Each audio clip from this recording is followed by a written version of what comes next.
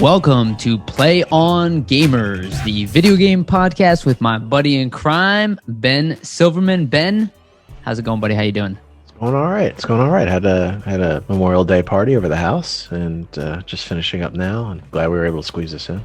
Yeah, dude. This is the second time we're recording, and both past 10 p.m. So if we're gonna be a little delirious, whatever. And I mean, who cares?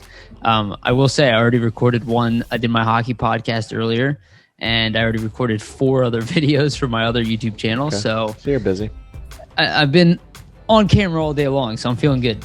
Yeah, late night's kind of a necessity for me. I have a newborn. I had to put to sleep. My wife leaves for 2-week army training tomorrow, so I wanted to spend some time with her. So once the family goes to sleep, then I'm all yours. There we go. That's the way I want to hear it. It's like a love affair. Yeah. That's perfect. Why do we always go to that level? Something like that. I don't know. Yeah. We got to make it weird. Yeah. We got to make it a little weird. It wouldn't be us if we didn't make it weird. Yeah. It's been and just for people who aren't aware, Ben and I have been friends since we were like, what, 11?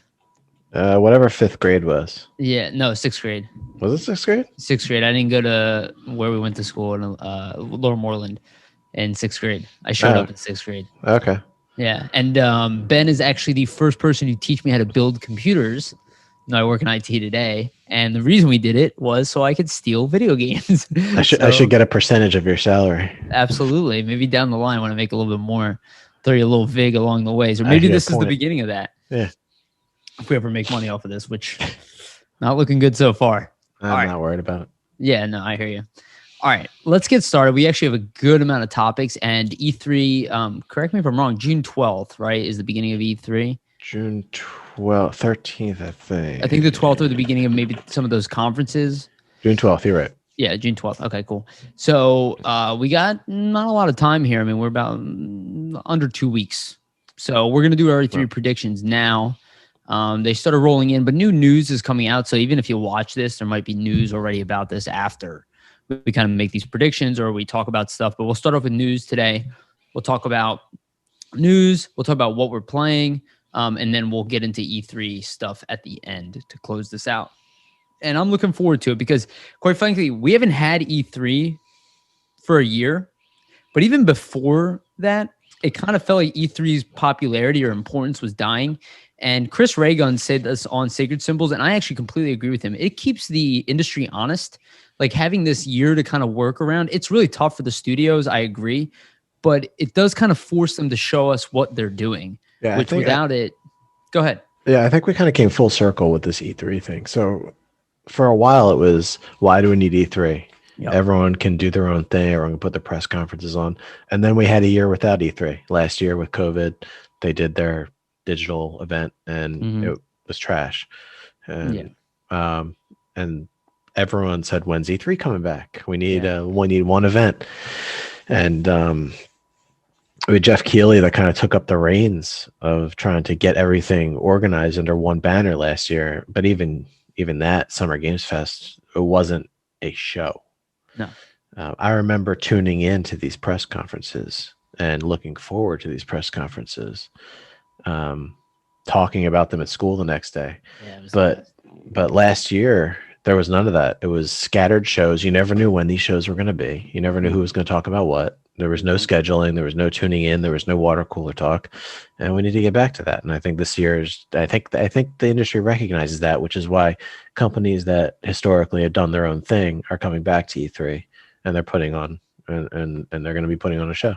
Yeah, I think what we'll probably find is somewhere in between the humongous, robust adventures where they used to invite pro athletes on and all that stuff to keeping it probably where Nintendo was really heading, which is more towards that like Nintendo Direct, really focused, like remove a lot of the fluff around it and really just focus on games, which I think PlayStation did that with PlayStation 4 and it paid off immensely for them, where they kind of removed a lot of the fluff. Even when they had that E3 event on site and they did the the offsite thing. I mean, Nintendo was the pioneers of this with their Nintendo Directs. Right, exactly. They stopped E3 years ago, and they've done their own show. Sometimes during E3 week, and they just put their own show up. You know what's funny? I still notice people still think like Nintendo is like this old school company when they do things, but then you find out later down the line, oh no, they were actually ahead of everybody. Like some things. Well, yes, no, totally agree. But even like, and I know it's annoying for content creators, but they go after companies that use their licenses, which a lot of people don't like. But if you think about where things are heading and the insanity of the internet and how everybody's just stealing things left and right, they did kind of see that coming, and they were kind of like, we're not so excited to just put our stuff out there, I willy-nilly suppose like that. they went a little overboard a few years Yes. back with copywriting everything that Yes. anybody put online that I would was agree. Nintendo related. It was people couldn't even stream Smash Brothers on YouTube. They were getting which is copyright ridiculous. struck. It was insane. Like, how are you going to sell your game and not allow people to stream it? But they seem to have dialed that back. Yeah, and I agree. I think, and that's all I kind of saying, right? They kind of pull the industry in one way, and then the industry pulls them in another way. So it's it's interesting. It's come full circle. All right, let's go into news. We're gonna briefly go through news because mostly all the news is E3 related, and we really want to save it for like E3 stuff. But we'll go through like a little bit here. Ben, you pulled up some news before we started. I'll go through the title, and then you can read maybe through some of the article itself. So Watch Dogs Legion, Legion of the Dead DLC, turns Watch Dog Legion into PvE. Yeah, so go ahead, read through it first. Yeah, so this is from Ryan McCaffrey, probably the best writer at IGN. Agreed. This new patch, this new expansion turns Watch Dogs Legion into an undead fighting PvE roguelite for 4 players. It's an alpha right now. It's going to continue to be tweaked and evolved with player feedback. But I watched the 22-minute direct feed that IGN had. Everyone go over to IGN, read Ryan's article, give them the clicks, and watch the video. And it honestly didn't excite me too much. No more than Watch Dogs Legion did initially. It seemed slow. It did not seem special. What made Watch Dogs Legion so appealing was the world and being able to recruit anybody and accomplish your goals in any way. And this just seems like a zombie mode. And I hate to say that in a bad way because I love zombie modes. You and I played zombie games together. Sure. We played some VR zombie games together, and I love them, but it didn't seem like it was doing anything special. And there might be more. I haven't played it, so I want to reserve judgment. But yeah, my thought about Watch Dogs in general, and I own Watch Dogs 2. I barely played it. I played Watch Dogs 1, which I thought was an okay first. I thought it was a great game. Well, to be honest with you, if they didn't overpromise in that E3 trailer, I think everyone would have thought it would be a great game. I think they showed off something they couldn't deliver on. I think that's very fair. That tech demo was extremely impressive, and then it kind of fell short. I also think the market was a little oversaturated with those type of games when it released as well. Competing with GTA. Yeah, exactly. You're competing with GTA, which is still selling, which is mind-blowing. It's been in the top 10 for like 10 years. Yeah, it's mind-blowing. You're never going to see a GTA 6 because of that. Well, we'll see about that, right? But no, I hear you because they can keep milking it. They can keep remastering. It's an engine that they built for so long. But in my opinion, I'm not even interested in Legion like at all. When I saw that they were kind of doing, I mean, it's an interesting idea, but I have no idea what the identity of this game is. Like, what is Watch Dogs? Why do I care about any of these characters? The characters are getting more generic. Now the modes are getting more generic, and it just feels like they're following the industry more than doing something unique themselves, to be honest with you at this point. And I don't get it. It just seems like one of those things where the studio is like, hey, we have a brand, see what you can do with the brand and try to make something that makes money. I think they tried something unique with Legion and setting it where any character you interact with in the entire world can become part of your team and you can use them and they have attributes, and no one person's playthrough is going to be exactly the same, but it would soon devolve into you'd find your build of character that was best suited for whatever task, and you would just use those characters over and over and over again. So it really turned into being no different than any open world game in which you level up and you play the meta and find the game. But I do think they tried something different. I don't want to say they haven't tried anything. Well, okay, fair enough. I do agree with that. But with me, it's always like, and this is the same reason why I believe a lot of these free to play games don't last. there's no reason for me to really care about this world. Like, I don't have any characters I care about. I definitely don't care about randomly generic characters that you can pop up. Like, there's no reason to play this game beyond the idea that it's a Watch Dogs game. At least the second one had like a character that people appealed to, you know, with like the techie kind of, I guess it's activist type of thing.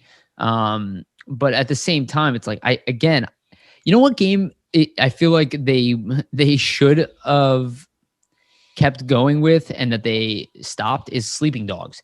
Like, that game had a much, like, you know what I'm saying? Like, that was that game was amazing. Exactly. It had the kung fu element.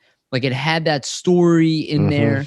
Like, I love that game. Yeah. That game holds a special place in my heart. Right. And I don't think it sold. It didn't, but it was a very interesting game. You know what I mean? And I feel like if they applied, and I think they tried a little bit here, but if they applied some of that, like the mechanics themselves, they're just, I don't get it. Like, I don't understand what the appeal is. There's so many other third-person games I'd rather play, I guess, at least from my perspective.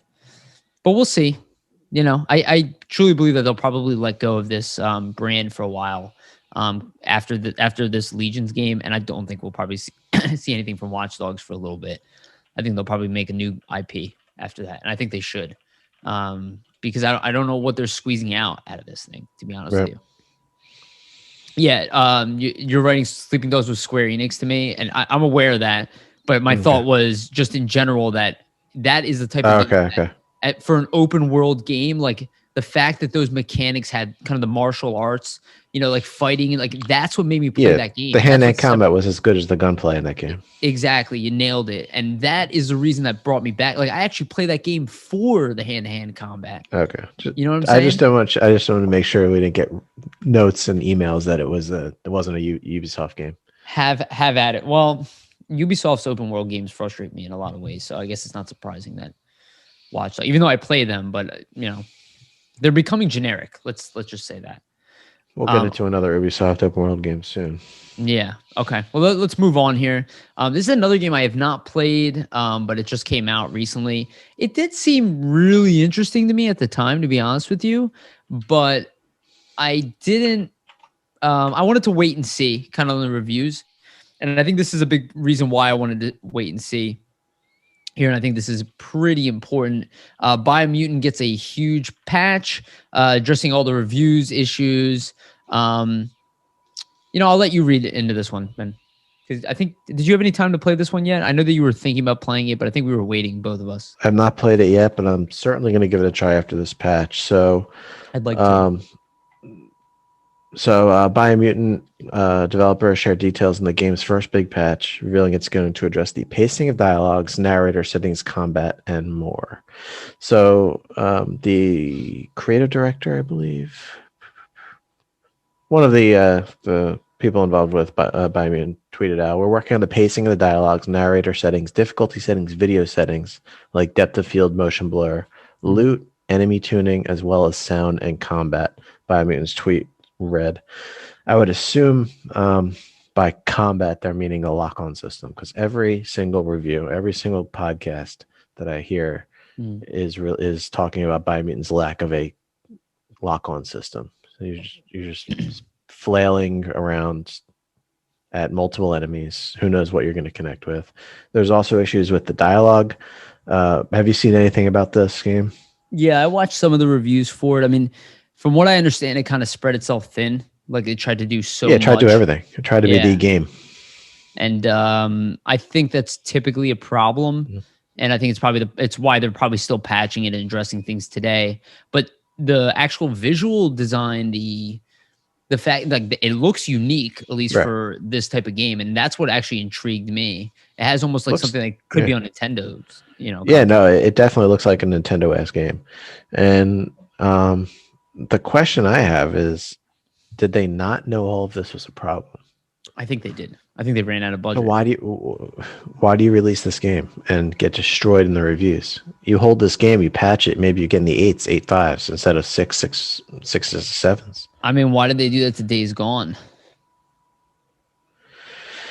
Well, I think they had a schedule, they stuck to it, and maybe they hope for the best, because there's no way that because they have internal reviews, right? They QA, just not just that, they bring in people to review games ahead of time, especially a new IP. Yes, they do. They have contractors that review it. Maybe they weren't as bad internally, right? The reviews. I mean, from everything I've heard about the games industry, when these people release games, they know what their scores are going to be. Exactly. Yeah, and they know, and it's like I think you're alluding to. It's they ran out of money, and they couldn't. The publisher wouldn't give them any more money, and they needed to patch the game, and they had to release it to get some sales. Yeah, and to generate more, I guess, more revenue in the short term, and hope that they can make up sales down the line or have a second spike along the way. But I kind of agree with you. I think after, the first 2 weeks, you make about 80% of your sales. Yeah, something like that, yeah. And unless they plan on making a second one, which I doubt it, if the first one doesn't launch very well, it just kind of damages the game. I would agree with you. I mean, they need, in my opinion, they probably should have probably toned down the amount of features they built into the game. But I haven't tried it yet, so I don't want to rip on it too much. And my thing with Days Gone is I even think when Days Gone launched, I think it deserved better reviews than what it got. I don't agree with the reviews that it got. I thought it was at very least a 7. Broken, I thought it was a 7. And I thought well put together, it's about an 8 game. So, because there are games like the one thing that they were bashing them for, like the black screen when you come up to a cutscene. I've seen that in plenty of other games. I'm pretty sure The Witcher does that. I didn't hear any complaints there. And I just felt like they were too harsh on that game. This game, I don't necessarily think people are too harsh on it because the reviews aren't too bad. They're not. They're middle of the line. They're okay. So maybe that's why they went with 6.5 to 7s. So maybe that's why they went with it. Yeah. You know what I mean? It wasn't enough. Maybe in their mind, it wasn't enough to scare off sales. And the people who wanted to buy it, they're going to buy it anyway. So I have it. I'm going to play it next show, whenever that is. I'll make sure I have a report, and I'll play it before the patch and after the patch, and give some actual feedback on it. I don't want to pan the game too much without having played it. But I hate to see that they release a game and then a week later they say we're fixing this long laundry list of things, as if they did not know they needed to do that ahead of time. Yeah. Yeah, no, I think they probably did, but I agree with you. The one thing I will say, the game's got a lot of character, and it's different. Right. It's a violent game from what I understand, but it's a game that can probably maybe sell to kids as well, maybe teenagers. So maybe they're thinking, hey, we get it out now. We have the summer coming up, right? Kids are getting out of school. Maybe we can spike the sales when school ends. Get more kids at home, even though I know it's still kind of COVID, but we get some of that, the summer sale. And then maybe they have a large release around the holidays as well. And they think they can do another spike of sales there. That's kind of my guess, because it seems like a game that could be interpreted for everybody. I mean, it's another THQ Nordic game, which is basically, THQ reincarnate, which is not a good thing. It's the AA middle of the road games, but I'm surprised that they weren't given more time if that's what they needed. Well, look, I think you said it right there, AA. Yeah. So how do they pressure? They're the last AA studio or publisher would be THQ Nordic. I would say Spiders. They made what's it called? Oh my God, what is the name? I actually love this game, Greedfall. You haven't played Greedfall? Oh, okay, no, I haven't. I've heard of it. Oh man, Ben, I'll be honest with you, you would really like Greedfall. It's like it's very much BioWare like esque type of games.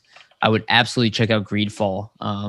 It's free they gave it out for free for PlayStation, but I already owned it. I actually paid full price for it. You would like it. And Spiders, I think there was I forget what they did before Greedfall, but also a good game but flawed. But Greedfall was a really good game, and the dialogue system in that is as good as like any BioWare game. So I would highly recommend checking that one out. But I will say, I think I agree. They did Insurgency. Yeah, they're a good studio. Oh, no, they didn't do Insurgency. Why is that showing up on? No, I forget the game they did before Greedfall. I don't know why it's escaping me. Anyway, to talk about Biomutant, just to wrap it up there, I do think it's a game that is. I think it's a game that's. Yeah. Sorry, no, it's all good. Yeah, but I do think Biomutant has a chance to probably revive itself because it is unique. There isn't a lot of games that look like it. And as we've seen, quite frankly, Ben, I think we mentioned this last time, No Man's Sky, very different type of game, obviously, but a game that also overpromised, right? Came with a humongous expectation. Someone overpromised on their behalf, yes. Yeah, but true. But they try to do a lot also, and even now there's so many systems in that game. It's crazy. Yes. Well, and then maybe that's their thought is like maybe as they evolve this game that they can actually have a second spike of sales, and it's not really the same, as it kind of used to be. Maybe it's not as difficult to spike sales as it used to be back in the day because we also have a lot of delays here with games too, right? So especially now, yeah, around the holidays too. Maybe again, that's what I was saying. Maybe a family-focused game. I don't know. All right, anything else you want to say about Biomutant before we move on? Not yet. I do want to play it. Okay. And I'll have a report next week when I have more time to play games. I'll probably play when it's on sale, type of thing. I'm like I said, I think I said this last time. Resident Evil 8, I think it's gonna be Final Fantasy 7 again, and then Resident Evil 8, I think is gonna be my next game. But I am interested in Biomutant as well. You got to let me know how that one goes. So we'll talk about that next time. Yes. All right. Move on to the latest news. We brought this up last time. Far Cry 6 demo has aired. The trailer has aired. Mm-hmm. I mean, I think it looks more Far Cry, quite frankly. Have you played Far Cry? Because you're going to like Far Cry 6. Yeah, exactly. Like, that's exactly how it felt. I did not play 5. I played a little bit of 4. 3 I thought was incredible.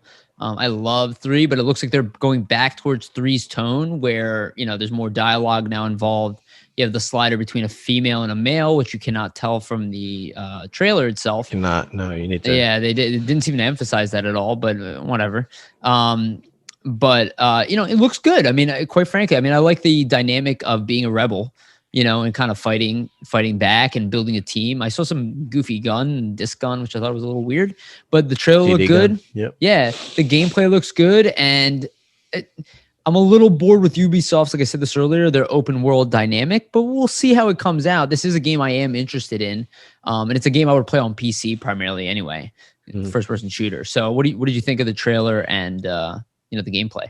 Yeah, it looked like Far Cry. My immediate thoughts were that they did. I played all the Far Cry's. I played everyone except for Primal. And you put a lot into it. Primal, I actually wish I played. I put a ton of time into 5. I beat it multiple times. I actually think the ending of 5 is one of the boldest endings of any game that's ever been made. Not one of my favorite games of all time, but I think it was a very bold ending. Okay, fair enough. No spoilers. Yeah, I'm not gonna spoil it, but it leads into a game called Far Cry New Dawn. Oh, right. Actually, I do know the ending to some degree. Yeah, it is New Dawn, right? Yep. Yeah. So sure with the ladies, and it was basically like Rage 2, with crazy guns and color and pink everywhere and all kinds of stuff. Yeah, flowers. I think that they're combining the Far Cry 5 and the Far Cry New Dawn into a grounded game with some out there mechanics with the CD Macarena gun and cars with NOS and turbo and rockets and all kinds of stuff.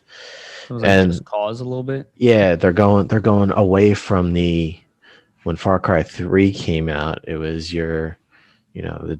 this dude who has to overcome all these obstacles to be the savior. Grounded weapons, grounded vehicles, grounded enemies with a little supernatural mixed in, but not in your face. And now it seems that they're going full Mad Max, like insanity. Yeah. But they're also setting it in a very political, which I think is good, torn from the pages story. Clearly a Cuban analog that's in Far Cry. I mean, that I think they'd even say that. I don't know if they're readily admitting that, but I think it's pretty obvious. Yeah. That's a tone. It's funny. I didn't even think about that, but that's the tone I got completely. I didn't even read about that, but that's what it seemed like to me. Mm-hmm. Right. Yeah. An island cut off from the rest of the world.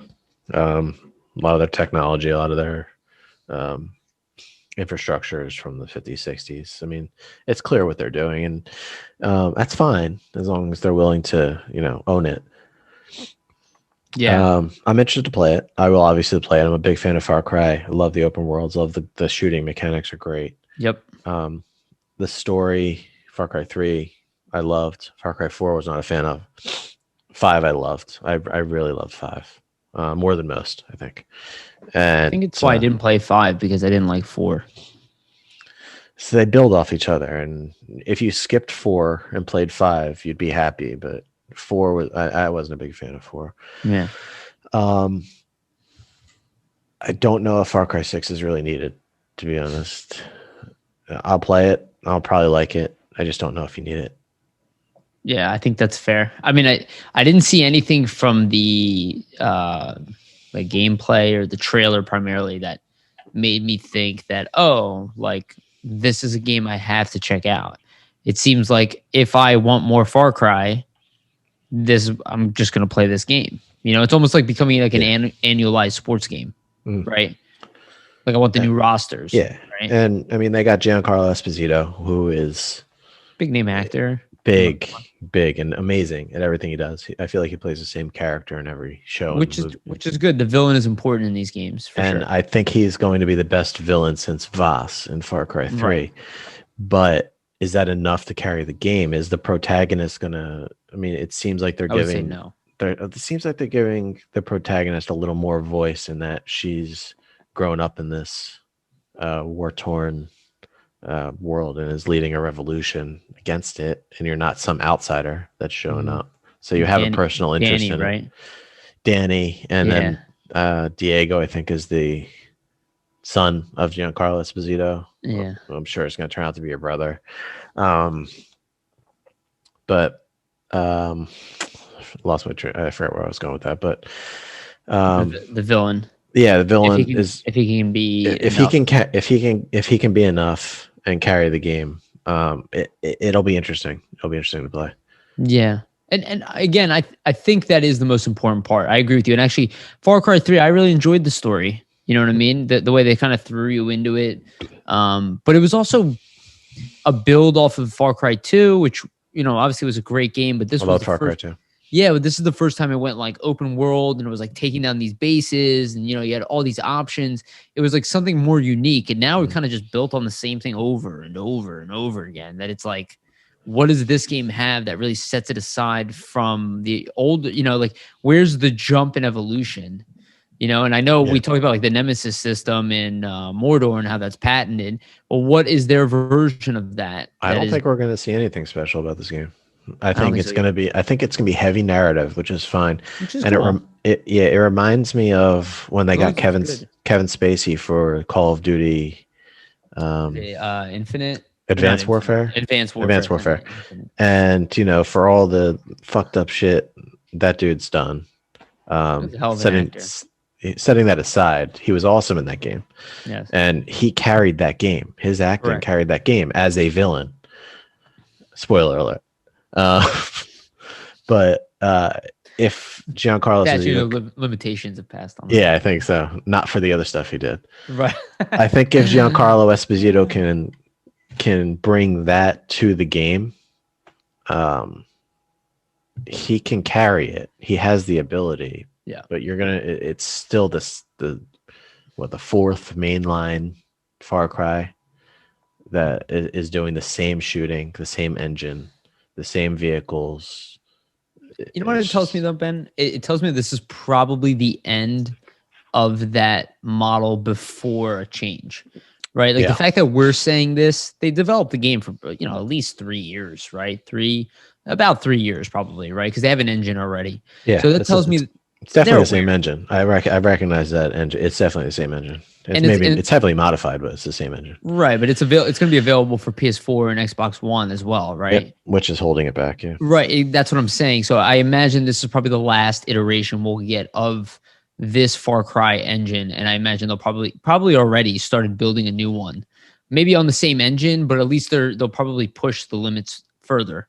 And maybe even leave the older consoles behind. Eventually, they're going to have to do that. And PC is obviously not an issue, right? No. So it'll be PC and then the next-gen consoles. And I think actually some of the games, and we'll talk about this later in the E3 stuff, but I think a lot of these games that initially thought they were going to release it for all consoles are going to dump that model. I think Cyberpunk was the warning shot to try for that, because they held on to they were going to release on last-gen consoles. They were going to release on PS4 and Xbox One. Yes. And it failed miserably.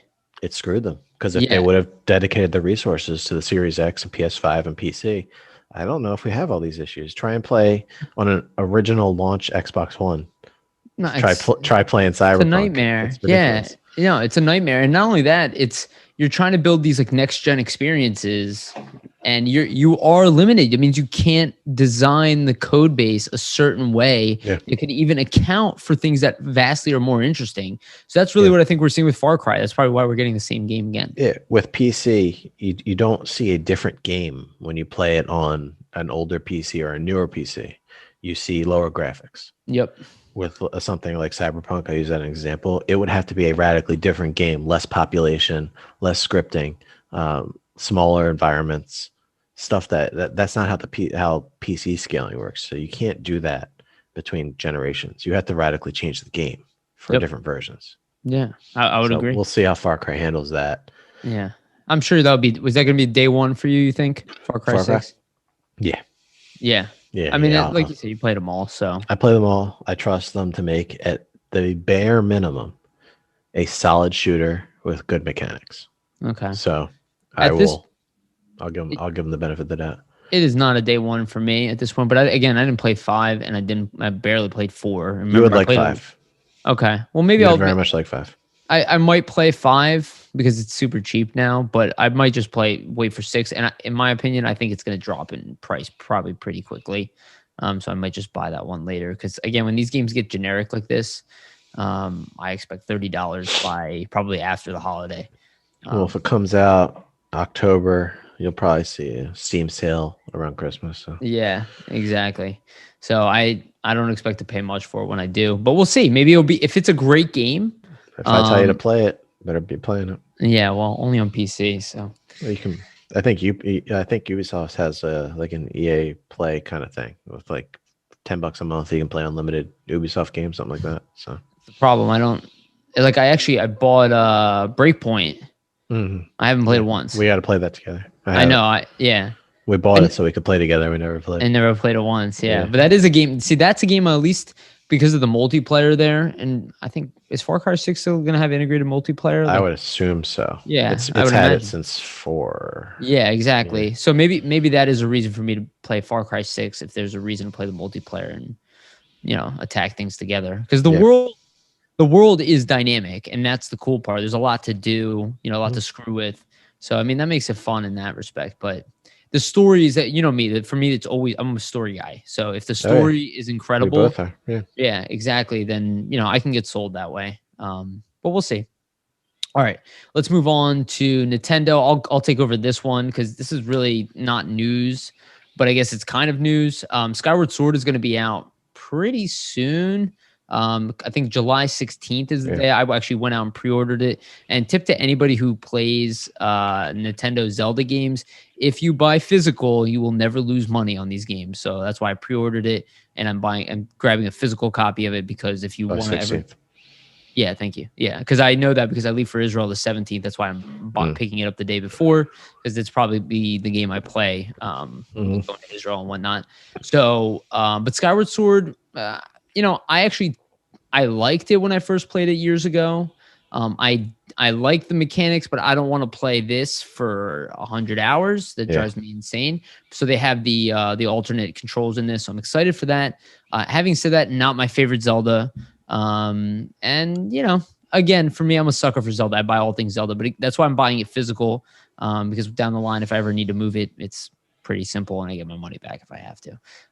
But yeah, make sure to check that one out. Ben, do you have any interest in playing that game? Yeah, I mean, we talked about Zelda a little bit last week, but I don't think Skyward Sword is anyone's favorite Zelda. I think it's a solid Zelda. They're all good. It's not the one everyone wants. It's not one of the ones that everyone wants. And I don't understand what Nintendo is doing with these remakes. If they can change these motion controls for Skyward Sword, they can change them for Mario Galaxy 2. They did it for Galaxy 1 with the All-Star Collection, I believe. Like, they can do this, just release these games. You don't need these motion controls. Metroid Prime, the Metroid Prime trilogy we all know exists. Release it. Why are you holding on to this? and and everyone wants Wind Waker, and they give us Skyward Sword. I think so. My guess, and maybe this is more of an E3, but my guess with the Wind Waker thing is I think they want to see how ready Breath of the Wild is to be released, and I think they're going to wait on Wind Waker. Like if Breath of the Wild for any reason gets delayed, I think they'll probably pull Wind Waker out of their back pocket and port that, probably for the Switch Pro launch, because they're going to want to launch a big game with it, one that moves consoles regardless, like idiots like myself who go all out. So I don't. Oh, sorry. No, it's fine. So go ahead. I'd honestly rather see like Spirit Tracks or. I don't think we'll ever see Spirit Tracks. What's the other one? The DS game, Zelda game. I forget what it's called, but there's two of them as well. There's Spirit Tracks and the other one. Oracle Season. No, that's Game Boy. Let me look it up. Phantom Hourglass.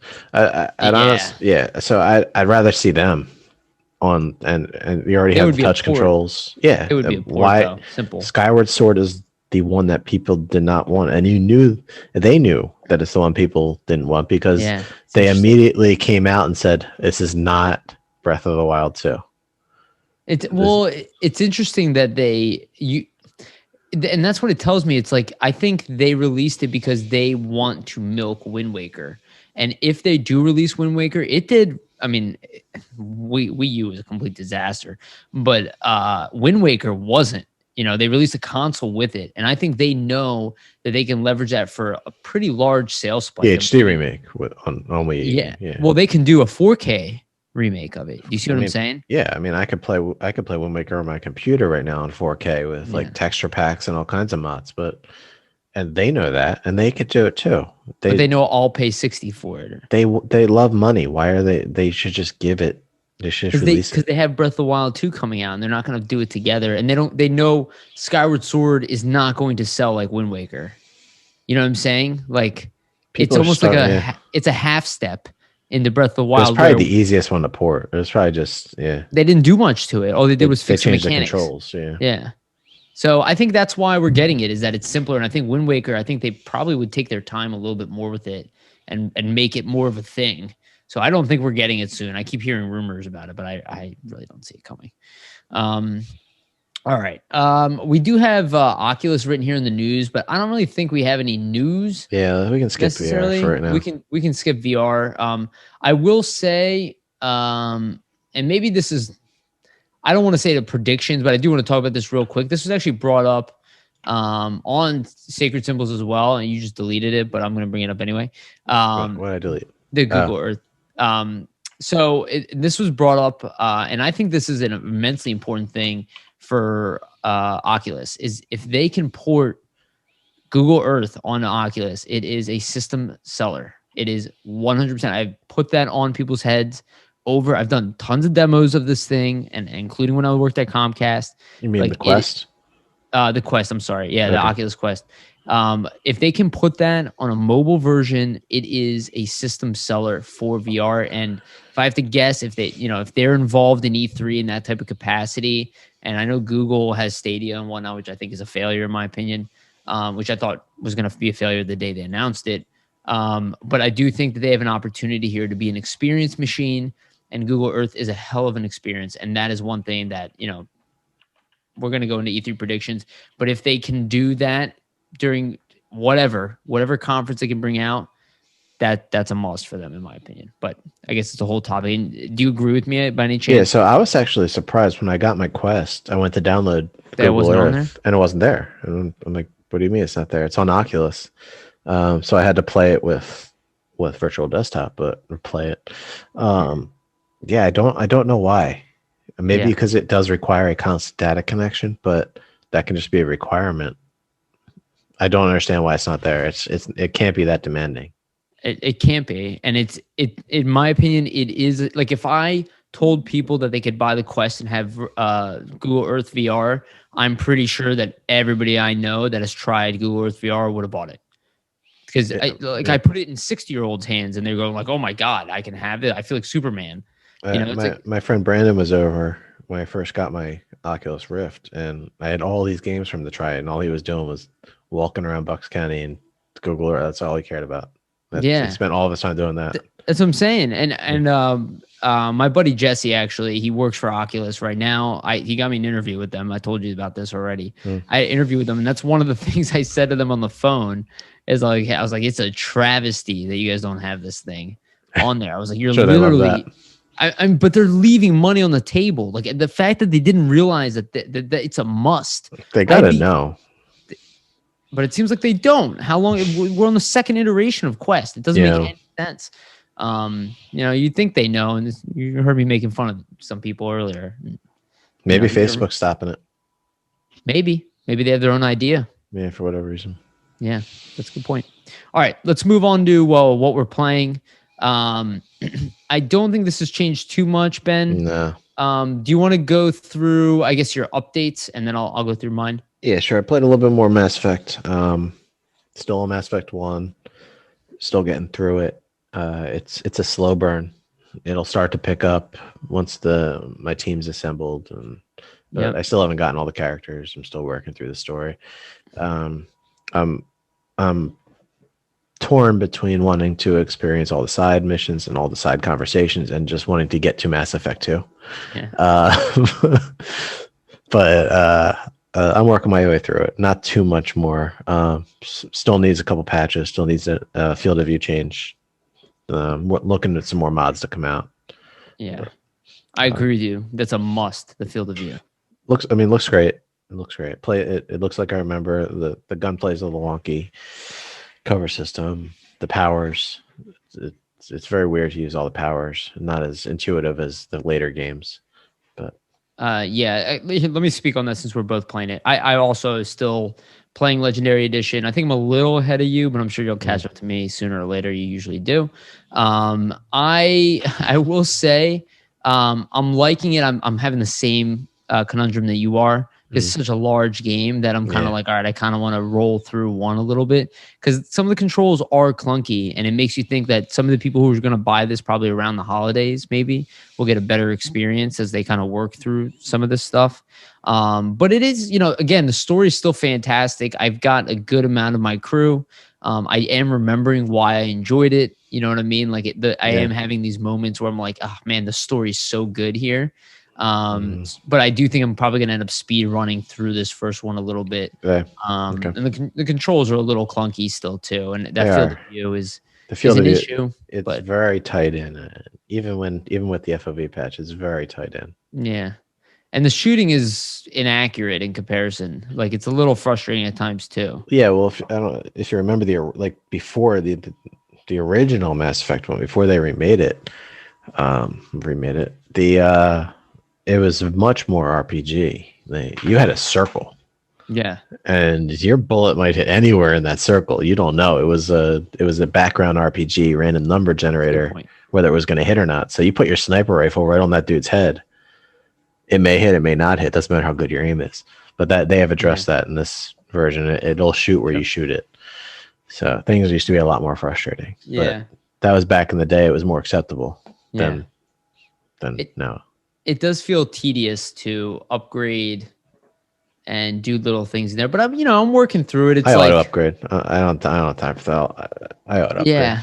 Yeah. Don't. But even like the inventory system, I'm kind of like I don't even. I find myself like not even caring that much anymore. So it does feel worse as the game goes on. Yeah, it feels like I'm speed rushing through it a little bit, but still, I think it's really all about the story. It is, and the story is definitely still there, and it's crazy. We were talking about this last time, but it's crazy how good the writing is. Oh, it's great game, in comparison to most games that are even come out today. Every iteration of every conversation they had to write out and think about, and it's. My dog's going crazy. Say dog. Yeah, my dog is asleep. All right. Move on. I think your next update might be Days Gone. I got Subnautica. Okay. Subnautica. I'll touch on Subnautica Below Zero a little bit more. So that's the game I played the most of since we last spoke. I was a little cold on it, no pun intended, last time we played, even though Subnautica is probably my favorite open world survival games ever. It's definitely warming up. there was a More bug. linear. You like the more linear? Yeah, so the linear thing, I'm kind of going off on my own, doing my own thing. That you can follow these story beats. I'm noticing that if I take too long, it is pointing me like, hey, you may want to go take a look at this thing. But I'm finding a lot on my own before those story beats trigger. Okay. There was a bug. There was a bug that was preventing me from getting a certain tool much earlier. It was a builder tool to build your base, which is one of the main components of this game. And I should have had it much earlier. And I actually had to look up where to find it because it wasn't showing up on my screen as an actual retrievable item. But I eventually got past that, and now I'm able to build a base and recharge batteries and set up different waypoints and deploy technologies. And it's pretty cool. In the first Subnautica, you had different vehicles. You had like a little handheld propeller thing that would shoot you around, and that's in this game as well. And then they also had like a little shuttle. It was like called the Seamoth. That it was a one person. You'd fly around in it, and not a lot of inventory space, but it was quick. And then you had like a submarine, like a big ass submarine, Cyclops. Different rooms, an engine room, a weapons bay, all kinds of cool stuff. This game seems to, unless there's something farther in, it seems to combine them into one where you have what's called the sea truck, and you can replicate or create different modules for it, like a storage module, and you can replicate like a sleeper cabin, and you are basically attaching these to the back of this train, and you're making like an ocean train. And you're just zipping that around the ocean, and you've got your bed in the back, and then you've got everything you need in your little train. It reminds me of Metro Exodus in that way, how you're just like going from point to point with your train. Yep, I love that about the game, actually. Yeah, so I'm finding different things, uncovering the story a little bit more. I'm trying to stay away from just going where it's telling me to go, and trying to play the game naturally. And when I think I'm ready to go. Does it reward you either way, you feel like, or you Not can't really tell? Not really. I don't want to advance too quickly in the game and unlock, but the game is a grind at times to build certain technologies. But part of the fun is just going around and seeing something and wondering, can I get there? Yeah. Can I get down there? Will I survive? And going down and figuring out a way, and like you have something in your ear saying you got 30 seconds of oxygen. You're like, I think I can get there in 30 seconds. And you can't. The one thing I don't like about it is the death penalty has changed in this game. There's barely any death penalty. If you die, you go back to the last vehicle or base you were in with any inventory without any inventory you gathered since you left that base. So if I park my little sea truck at an opening of a cave and I die in that cave, I'll just go right back to my sea truck. And the only penalty is I lose whatever I got in that cave. Mm-hmm. All the other stuff stays with me. I would like to see like a Demon Souls type situation, or Hollow Knight, where I got to go get my body and get my stuff, which is what the original Subnautica was. Yeah, it seems like they're trying to make it more approachable, though, right? With doing they don't want to punish punishing. They don't want to punish you for spending 40 hours building up all this gear and then dying someplace you can't get back to. Because I remember in the first game, I'd die 300 meters underwater, and I don't have the gear to get 300 meters. So then I gotta build up whatever to get down 300 meters, or sometimes I would just get what's barely enough to get down there. Yeah, and then equip all my stuff real quick. And then I'll be okay. But yeah, maybe I mean, it's one of those tough things to balance where I think they probably had internal people probably fighting to make it more approachable to sell more copies. Yeah, they had to. So it's kind of like Returnal's problem, right? From what I understand. Yeah. And it took me a long time to play the original Subnautica because I thought it was like an ocean game. I didn't realize how it's basically a space game under the ocean. You're flying ships, but they're submarines, but they're really spaceships. Yeah. It's a really good game. It's a really good game. Okay. Could never play it in VR. I'd shit myself. Fair enough. Days Gone for PC. Yeah, we're gonna get there. I've only put a little bit of time into it. It runs great. It runs phenomenally. I've got 3070, but solid 150, 140 frames per second, maxed out. Looks beautiful, plays beautiful. Tons of graphics controls. Excellent port. I'm gonna play it through. I'm gonna see it through the end. I haven't gotten any further than I did when I played it on PlayStation. So it's a long game. I'll get there.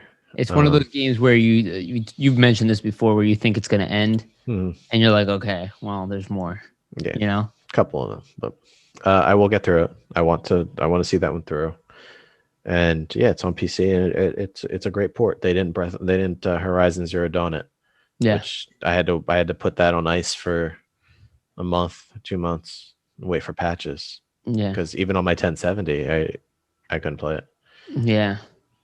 But it is, I mean, probably, I don't think it's a different engine, right, than Horizon. Oh, yeah. So the Horizon used its own engine. Right, and that was the issue. And it was weird because Death Stranding also came out to PC. It used the Horizon engine and played great. No issues. And Horizon, they outsourced the port and they screwed it up. Yeah, well, that's probably the quality of the studio. And the Horizon devs did all the patches themselves and fixed the game. So we've seen that stuff happen before, where the main team has to take over and kind of. Batman Arkham Knight is the first one I remember. Yes, on PC. Great memory. Yeah, right. That released a mess. A big mess. Yeah. Man, Rocksteady was like on top of the world until that game came out. And they had to come in and be like Thanos. We'll do it ourselves. Yeah. I will say Days Gone, I really enjoyed that game, so I'm interested to see what you have to say. I did the same thing with that, where Horizon, where I got really far and did not beat it. I just got burnt out on it. But it's a really good game. The mechanics are fun. The world's fun. Now that it's like 60 frames a second, I probably should beat it. I'm pretty far in the game. I can't imagine there's too much left.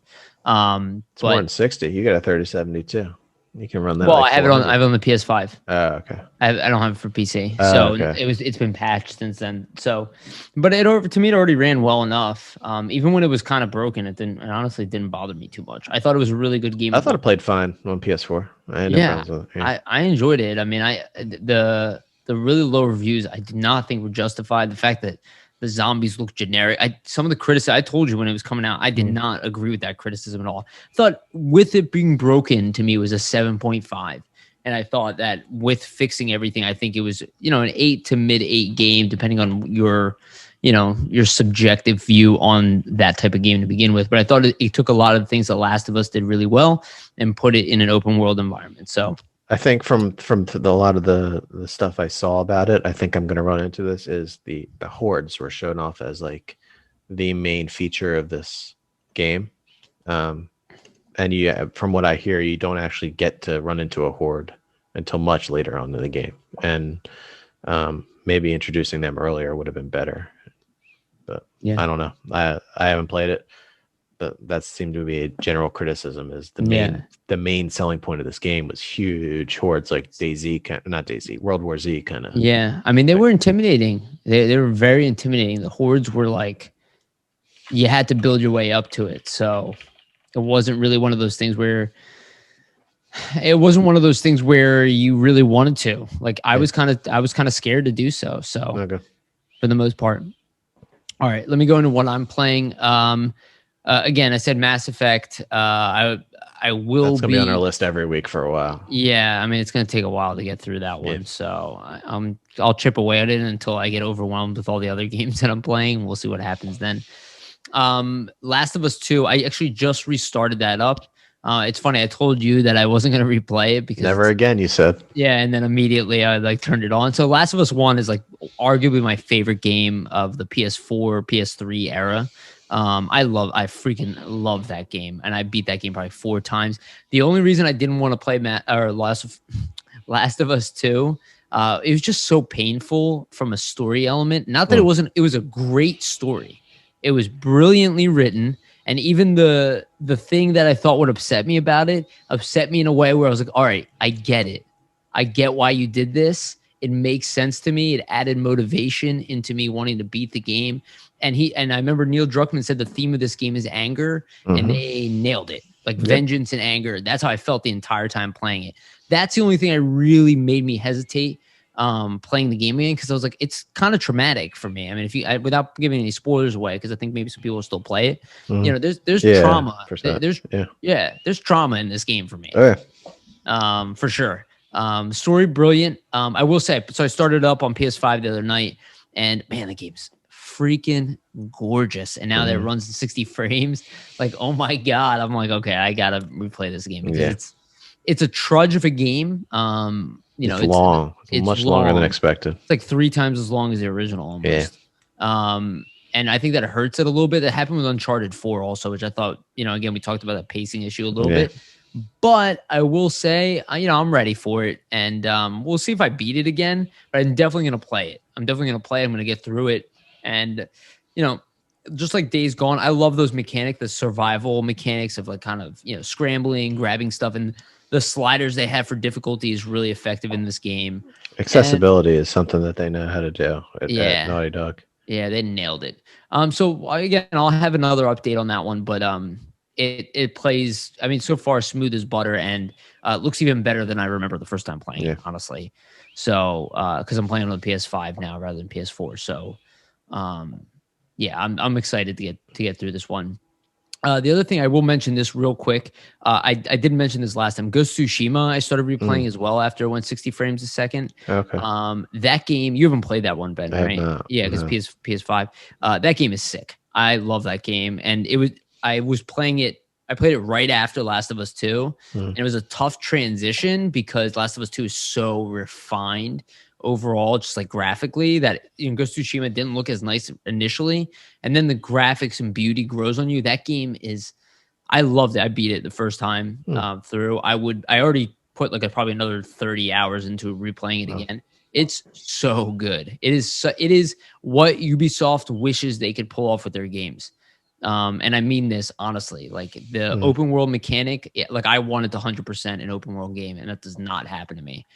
So I will say Ghost of Tsushima, absolutely worth checking out. And I'm excited for you to actually get a PlayStation eventually, unless it comes to PC. But if you do get a PS5, it's a must play for you. In my opinion, that and Final Fantasy VII, I think both games you would enjoy thoroughly. All right. I do plan on playing it one day. Yeah, especially, I would love to play one day. It's just open world games, you know, you gotta pick and choose which ones you do. They're time sinks. Absolutely. This one is one, though, I will say, you know, the same way we were talking about like Sleeping Dogs had something special. Ghost of Tsushima is in my opinion, is a special game. I don't know. We'll definitely get a sequel, but they're not going to rush into making a sequel. And for their first time going through an open world game, they nailed it. They like absolutely nailed it. The mechanics are fantastic. The fighting, like, again, the different fighting styles make it so much more interesting because there's 4 different fighting styles, and there's all different ways to approach everything, and the story is so good. I can't wait to play the second one if they can build on top of what they did, and maybe even create a brand new story, brand new world. I think they're a great studio. They'll figure something out. Yeah, I think so for sure. All right, anything you want to add there, and then we'll go into E3 predictions. No, I think we'll take a quick break and we'll do predictions. Let's do predictions. All right, let's get back to it. Let's do E3 predictions. There's obviously a lot going on for E3 this year. Again, we had that year off, but also tempered expectations because from what I understand, they weren't even like finalized plans for E3 up until recently. And they didn't announce them, and they didn't announce the dates. They didn't announce anything up until like a month ago. Yeah, so most studios probably aren't going to be ready with maybe their A game to some degree. So we might see like some announcement trailers without anything. Logos. Yeah, exactly. A lot of logos, but that's enough at least to let us know what's in store. And what I would like to see more than actual like gameplay and stuff is release dates. A lot of them get delayed, but at least to let us know that they're trying to get it out at a certain point. So let's do our E3 predictions, and then we have a big list of other stuff. We can go through that afterwards. So Ben, you want to go off with your first prediction? Sure, I'll start off. All right, I'm going to start off easy. Starfield is shown off with an extended gameplay demo. Okay. But that is not my actual prediction. Okay. Bethesda is going to show off another game that is bigger than Starfield. Some new IP, something that steals the show away from Starfield. Oh, interesting. So I think Starfield's a given at this point. It's leaked to high heaven. It's been a couple of years since it's been announced. It's talking about like an Elder Scrolls? Something, not Elder Scrolls 6. I don't think I think there's a new IP, a new game, new something that they're going to be working on. Maybe a Microsoft property that they got assigned. Interesting. I think we'll see. I think we'll see something big. That's interesting. Maybe working on some kind of Gears or some kind of. Can you imagine if they not took over Gears, but if they adapt not Gears specifically, but yeah, some Microsoft property that's been dead or dormant that they take over. I think we're going to see something like that from Bethesda, from one of the Bethesda, like a 1940s game, 1920s. Yeah, that'd be interesting. All right, well, that's an interesting prediction. We'll see. We'll see how that goes, because that is a big reason why Microsoft purchased them. Is for they purchased the studios. Yeah, that's exactly. What they bought. They bought themselves talent. Yeah, they bought themselves talent.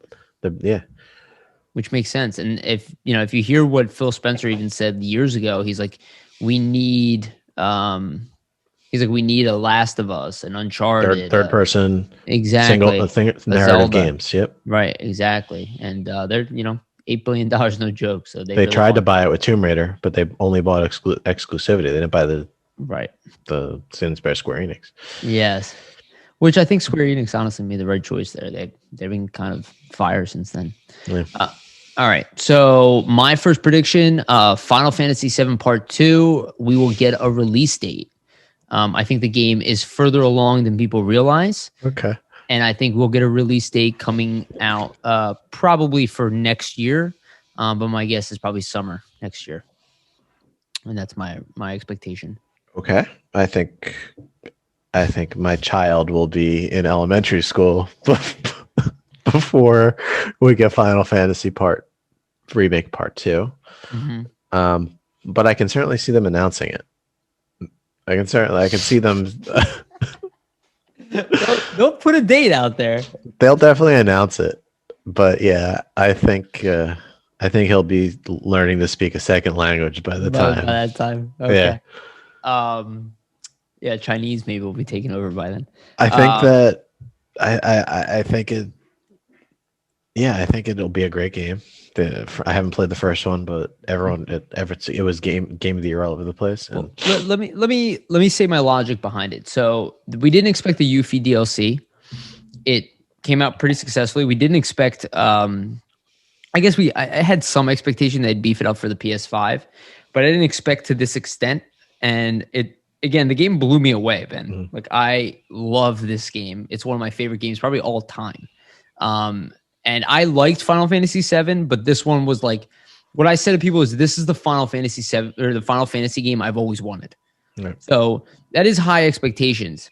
Having said that, I do think that they have gone into this with more of a plan than they told us about.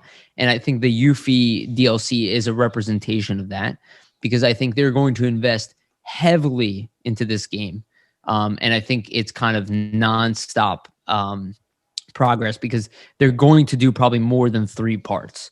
Like, I was thinking initially they were going to do 3 parts, and I think they're going to do it's probably not going to be a very long game, part 2. It'll probably be a 25-hour game, something like that. Maybe 30 long. Hours. Yeah, not very long. Well, for them, it's not very long when they release these 200-hour games normally. Yeah. So I think if they continue with the engine, I do think that they can get the game out in a reasonable time frame, but they can't overbloat the second game. They have to really do what they did with the first one, whereas they keep it focused and they just get it out piece by piece. Yeah. What I think will be the issue with this is, will they be building parts for the next 15 years?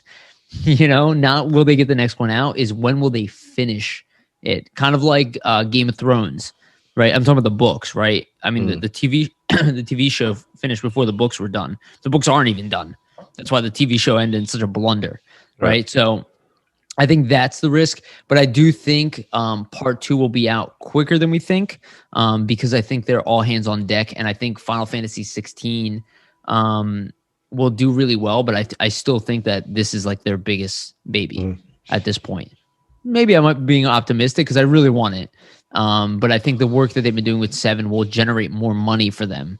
Like they built in a revenue structure here to sell this DLC. It's unique for PS5, PS4 owners will buy it again, and that'll generate them more money. I think they'll want to get this one out fast, but we'll see. I don't blame you for making fun of it. Not one of my predictions. I don't get points for it, but I do think we will see Final Fantasy news at this show. I think we will get Final Fantasy for PC announced. Oh, that'd be sick.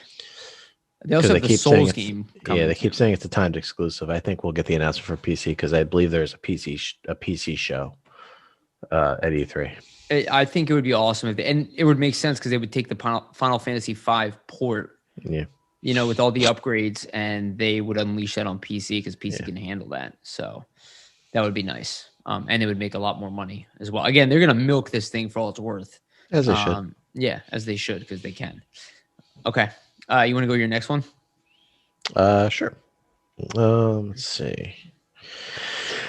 Let's go a little crazy. Respawn shows off a true successor to Titanfall 2. Single-player game. It's not going to be called Titanfall 3, but it will be Titanfall 3 in all but name or title.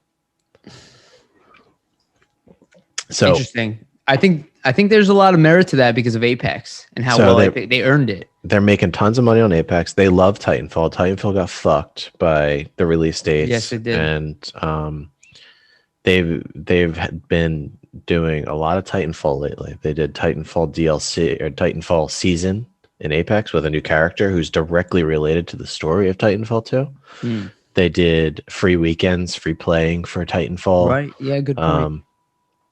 All signs are pointing to Titanfall by Respawn. That's a great point. They've done the Star Wars game. They've done the free to play. They're doing their things. I think it's time that they get to do one for them. I love that.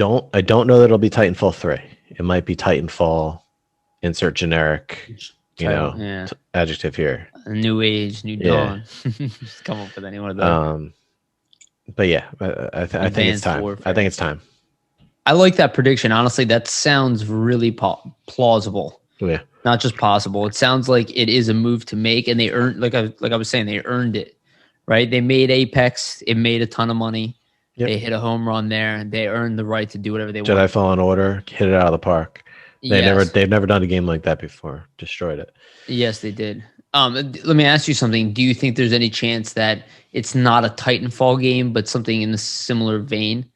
Kind of like Apex is obviously Titanfall's engine, but I mean, Apex is related to Titanfall, right? In the same world. I think it's going to be Titan. I think it'll be a with Titanfall the mechs. game. Like the mechs will be a big part of it. Mm-hmm. Yeah, you know what? There isn't a game right now that competes in that type of realm, right? Where it's the first-person shooter mixed with the mechs. And it might be single player only.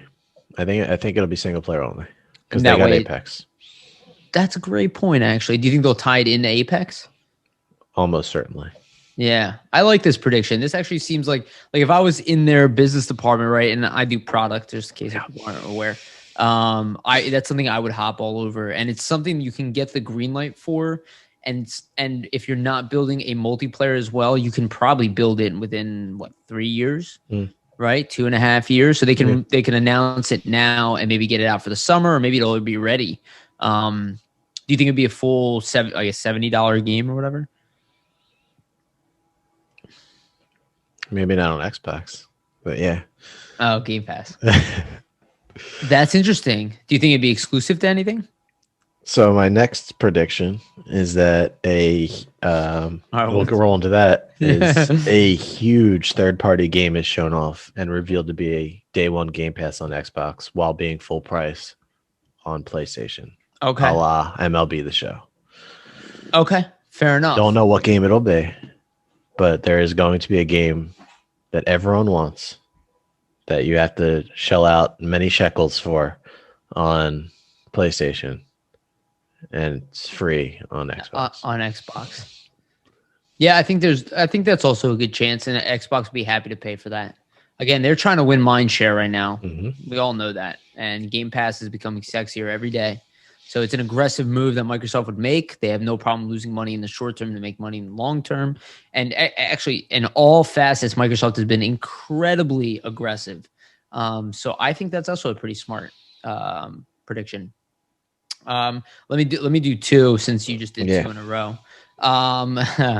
My prediction is that they will announce Halo. Let's stick with Microsoft. Halo Infinite, and it will not be coming out in 2021. Okay. They will announce to people that it's coming out in 2022, probably late. I could definitely be wrong about this because nobody else has been mentioning it, and it tells me that originally I thought for sure it was going to be delayed, but the fact that nobody is kind of hinting at that, somebody's got to have an inside word here that we don't know about.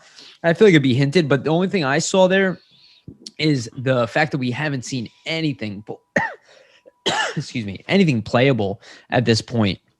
And if they do, then I'll eat my words, and that's fine. I don't have a problem with that. But I do think, to the point we made initially, I don't think making the game for Xbox One is a good decision in general. I don't know what they're going to do there in the end, but that was a mistake to begin with. Especially if you want this to be your next gen baby, dump that old hardware. Sorry, everybody, and force them to move on. Yeah. Get the new consoles if you have to. Get a PC game. Buy the S if you have to. And I think that actually plays to their benefit to delay the game because of the manufacturing issues. And if they want everybody to make it available for everybody, which I don't think is as big of a deal as everybody else says. I think it kind of stirs up appeal when you can't get it. Like, it kind of makes you want it even more. And I don't know. I will say this: if it launches this year, I'm not certain that it'll launch with multiplayer. I completely disagree. I think multiplayer. They have to. I think multiplayer is done. Really, but what do you think? They're waiting on single player. So, what do you think the delay was about? The story and the graphics. Well, exactly. So the graphics, I think, has to do with dumping the old engine, or the old consoles, not the old engine. They already dumped the old engine. Yeah, no, but I mean, you know what? Yeah, the old engine's gone. But yeah, I think that they had to retool the entire story. And I think that the graphics, they had no ray tracing. They said they weren't going to have ray tracing at launch. Your whole console is built off ray tracing. You're not going to have ray tracing at launch. But yeah, I think multiplayer, in multiplayer, you don't really get those things. You get, because you have a lot of net code running in the background, multiple players, a lot of systems. You're going not getting ray trace. Yeah, you're not. I mean, you can, but I mean, if you didn't have it, it's not a big deal. I wonder if they can utilize their cloud technology to offload some of that processing. What are you talking about? Like Crackdown 3 tried to announce that they were going to do. Well, that was the big promise of Crackdown 3, that the cloud was gonna. Well, doesn't that sound like another Microsoft initiative? And this is their baby. Halo is their baby. It's really the face of Xbox at this point. So one of my backup predictions, was that we get a look at Halo Infinite. It's a much more see it. It's a much more condensed look. Maybe a story trailer, something smaller than the level that they showed at the last demo, and it's going to look amazing. Like on a spaceship, like type of battle thing, like some kind of mostly narrative, like the way you wake up in one a little bit, and then you're fighting through a ship. I think we definitely will see gameplay for sure, 100%. I think we will see. I mean, maybe it won't be somebody playing, but they'll show off the engine in action with fighting. But that's why I think it'll be delayed. So they did that last time; it did not go well. So I don't think they do that unless they they nailed it. I think we'll see cinematic. I think we'll see. Don't you think that adds to my point then? If they can't show it off, how are they going to sell it? Yeah, I don't think it comes this year. Oh, okay. So you agree with me yeah. I think you just didn't agree with the online, you're saying. I think multiplayer is done before single player. No, I don't think it comes out this year either. So that was what I was saying. I was like, the only way is if you're releasing one chunk of it. Yeah. Because they haven't even beta tested. I forget what I said last week, but I don't think it's coming out this week. Okay. Yeah, I don't think it's... No, I think you agreed with me last time. Yeah, I don't think it's coming out in 2022 either. 21. Or 2021, yeah. I think early 2022, definitely there, though. March. We talked about it coming out in March. Yeah. March. I think it definitely seems possible for March. The very least, I think summer. And again, whenever it comes out, it's going to take over regardless. It'll be everywhere. Everybody's going to be talking about it. They don't need E3. They don't need the holidays. And right now with the manufacturing shortage, they can use that to spike Xbox sales at any point and Game Pass subscriptions, right? So literally it's a weapon for them. So I think that they should take their time, and they will. And they have plenty of games coming out between now. Like they're going to probably show some pretty cool stuff. And like you were talking about with Bethesda, like I don't know what they're going to show. Maybe Starfield comes out this year. I think that is possible. But they're going to have enough games to last them the remainder of this year. And the one thing I don't think people are talking about is that they kind of bought excuses. Everybody has them. They have excuses right now. It won't last, but because of COVID, they can get away with it. People will understand for now. And after this year, they won't have it. So I think they'll squeeze as much as they can out of that. And then once COVID, has passed, which obviously is probably, it's going to take time, but they can really squeeze the delays out of this. And I think this game's just too important to rush out.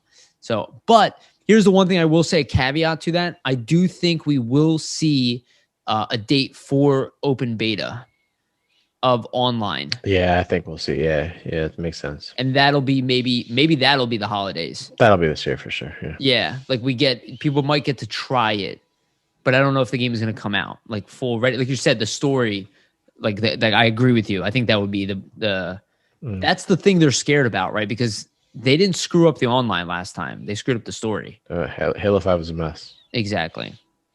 All right. My other one, and I'll jump straight into this, and this is contradictory to what you were saying, though I will say I'm not very confident about this. I do think that they will hint at GTA 6. I don't think that they're in a rush for GTA 6. I don't think they'll necessarily give us a date. They're clearly not in a rush. It's been 10 years. And absolutely. They're going to port GTA 5 to next-gen consoles. I think they're doing that now anyway. Yes, they are. Right? And I don't think that they necessarily are in a rush to get it out at this point, but I think that they will leave a breadcrumb for GTA 6 to let people know that it is in development. And I guess a caveat to that is if they don't plan on releasing GTA 6, they'll release a trailer for something else like Bully or maybe a new IP that they haven't told anybody about. I don't think they're going to jump back into Red Dead. I don't think so either. Even though I loved Red Dead 2. Like I truly love that story. It's gonna be a while before you see Red Dead 2. Yeah, exactly. It's been a decade, Ben. A decade without another GTA. The thing about GTA is they don't typically do E3. I don't think. They don't drop their stuff at E3. That's true. They kind of just will like email IGN one day with some screenshots. Be like, yo, this is GTA 6. That's a good point. You're killing my buzz. No, you're right. No, you're right though. But I mean, that would be insane. But do you think that it's still the show? Do you think it's like a just online product? Do you think that they're going to go back because they make billions a year from GTA Online? No, I think they actually would release this. They would do what they did with 5, where they release single player and then milk the online for 5 continuously, right? Because that's still going strong. And then they'll release the story, and then they'll probably create the GTA because they have to rebuild all these modes. Yeah, so they built all this stuff into 5. It's going to take them a while. So first they'll sell that initial wave for the story. Maybe a San Andreas remake instead of a 6. Know what? Now that you're mentioning, maybe it's going to be more of that. Maybe it'll be Andreas, maybe GTA 3, maybe upscale that, I think you'd see San Andreas or Vice City. I don't know if you... Oh, Vice City remastered. It's a beautiful game. Yeah. With all the colors and the lights. Great game. Maybe, on PSP, I think. Yeah. Was that Vice City Stories? Yeah, maybe I'll tailor that a little bit more to be like a GTA announcement of some sort. Okay. I can see that. I don't know about 6. I can't. They're making so much money off 5. Can't co-sign I feel 6. stupid saying they make billions a year on GTA Online. But that's not 5. That's GTA Online. That's a separate product now on PC. That's also true.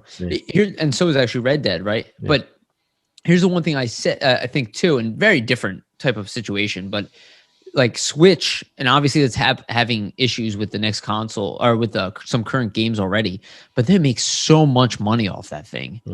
They're still selling like hotcakes, and they're still making a new one. So that's why I was kind of like, will they even stop selling GTA 5 because GTA 6 is coming out? I'm not certain. They can potentially have 5 and 6 on the sales charts.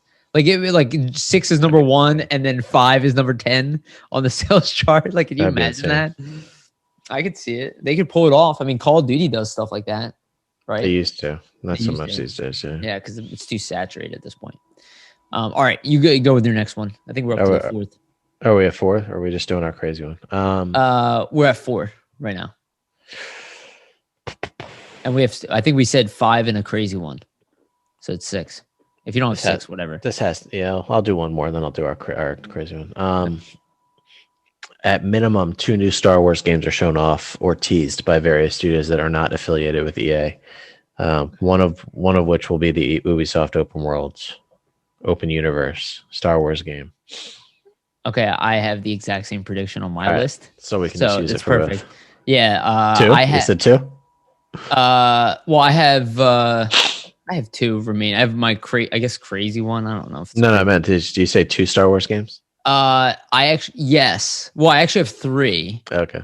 But one is not a new game. I said that we would potentially see the KOTOR remake preview, as well. But I do agree with you. I think Fallen Order they might announce the but I said not affiliated with EA.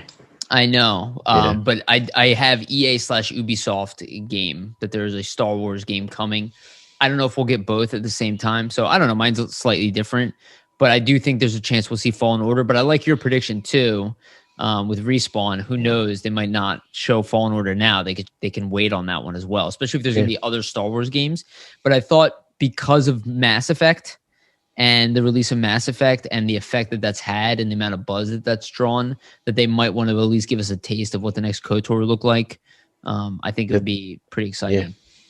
I'm not sure if they have a show at E3. Yeah, probably. I don't know if they're at E3. I think they used to set up in the parking lot across the street or something. yeah, that's what they started doing. And then like the ESA would buy like a truck and park it in the middle. So it was like you mentioned earlier with like school and watching it. Do you remember how excited we used to get? Oh yeah, with EA or with E3. Yeah, it like took over my month. Mm-hmm. It was like all day. Now it's like. Like the buzz just killed. Hopefully they can bring that back though. At least some of it. If any year is going to do it, it's going to be this year, just because everyone's all in to bring everyone back to gaming. Yes, gaming is. I mean, sales are. It's one of the few industries that was not affected by COVID. Yes. At least in sales and money earned. I bought more games. I mean, we both bought the 3070 card somehow. And then I bought a PS5. I immediately would buy a Switch Pro. I don't even need it. My game purchases drops, but that's for life reasons. For baby and home reasons. Baby and new house. Yeah. Work. Yes. I'm single and no child, so I spend my money. You want to throw your digits out there? Yeah. No. Not at all. I need a break from that. All right, should we go crazy, or you got one other? I got one more, and then we'll go crazy. I don't even know if mine is good enough. Mine's not too crazy. I wonder if we have the same one. Okay. Well, my other one was Breath of the Wild 2 will launch after Switch Pro in 2022. So I think that they'll launch the Switch Pro for the holidays, and then Legend of Zelda will come out after. I think you're crazy. I thought that should be your crazy prediction. Maybe initially I thought that like, why would they do that? But I was like, they haven't shown us anything for Breath of the Wild 2, and they typically show off a lot before they release the game. That's true. And they haven't shown anything for it. So I thought you're making sense. Yeah, and they already gave us a date for Switch Pro. No. I thought, well, isn't it rumored that it's coming September, out October? Yeah, it's coming out this year. Yeah, and they didn't give us a date for Breath of the Wild 2. So that's where the only reason I came from, because I initially thought for sure, why would you not launch the two together? But then I look at the amount of games that are available now for the Switch, and I'm like, all right, maybe they feel like, hey, we're going to sell a bunch during the holiday, and then we're going to sell a bunch of them when Zelda comes out too. You got to launch the new console. You got to give people a reason to buy it.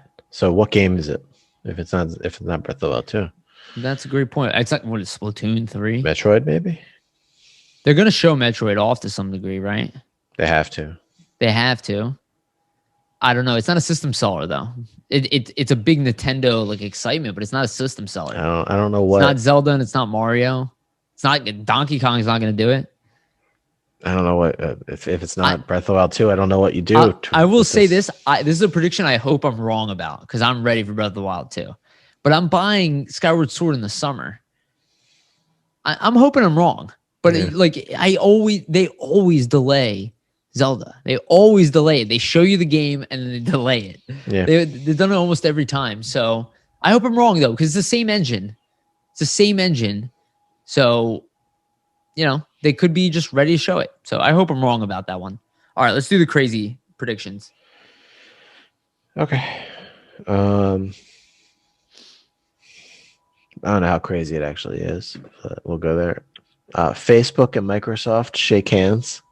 They announce a partnership. It brings the Quest to Series X. Actually, I think we talked about this. I think I might have brought this up to you a while ago too, that I think that's not a crazy prediction. No, it is. You think that Microsoft needs to play into VR somehow. I think it's a way for them to screw with Sony again. Sony is investing all of this money into VR, right? They haven't showed this baby off. Right now, the Quest is extremely powerful and compatible with Windows, right? And it is a great way for them to be like, oh, you guys are building this VR thing? Oh, yeah? Screw you. So what's the benefit to Facebook, though? So Quest is selling out like crazy. So yes, I play devil's advocate a lot. I would love for this, even though it doesn't affect me. But it'll get the headset. It'll get the headset in more people's hands. But what's the benefit to Facebook? They're selling out their headsets. Game library that they don't necessarily have.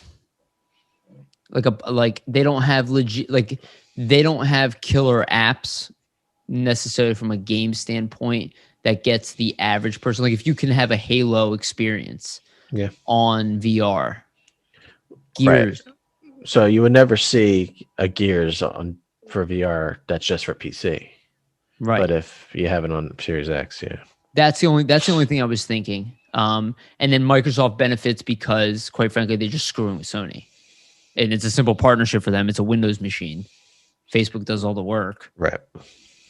You can tether it with a cable because PSVR is rumored to have a cable, right? I don't think it's a rumor. I think it's confirmed. No, they said they're going to have a cable. Exactly. It'll be one cable, but still a cable. I mean, theoretically, Microsoft could be like, well, the Rift is compatible as well. All of them. Well, the Rift uses an HDMI hookup that would not be compatible. I mean, can you buy an attachment? I guess it gets complicated though at that point. Yeah. It's no longer like ease of use. I think it's a crazy prediction, but maybe not for this year. But I would be very interested to see that from Microsoft. Microsoft's going to make some big partnership. I don't know what it's going to be. Maybe they'll buy somebody. Maybe they'll buy a country. I don't know. They buy like Taiwan or something and just manufacture their Xbox. Yeah, they're gonna buy an island and be like, we're shipping all of our game developers there, and they're making games and they can't leave until they ship something. They're gonna repurpose Epstein Island for something else. All right, sort of subject. What's your crazy? Okay, my crazy prediction is that PlayStation will announce a new IP, a big name IP. So, and now they hinted at some. They have some that are not listed. We're all waiting for something, and I think that they will pull out a brand new IP that we haven't heard of before. I don't know who would be making it. I haven't thought that in depth with it. I don't think it'll be Naughty Dog in this case. But I do think they will announce a brand new AAA IP. I guess I should qualify that. That'll be an attempt to show that they're not a one-trick pony with the third-person action games, and maybe it'll be a shooter potentially because they haven't done that in a while. So that's kind of my crazy prediction. Okay. I don't even know if that's that crazy because they confirmed that they have 20. That's what I was saying. They confirmed that I think they have 21 games in development or something like that. I can see them doing something like that. I just don't know what their presence is going to be like at E3. I don't know either. Yeah, if they show up and. If they care. I don't know if they're going to even show up or they're just going to put out a state of play or what they're going to do. Okay, so I guess that's kind of how I think of E3. Like, I don't think of E3 as just one event. I think of it as a week of like the E3 is going on, but then I see it as like a complete web presence. So let me clarify that there'll be an announcement by PlayStation around that. Maybe it's not an E3 event specific, but I think they'll try to steal the show. And, there's going to be Starfield. You're like naming like a new Bethesda IP. Yeah. Sony has a bunch of stuff in the works that we don't know about, that maybe some inside people know.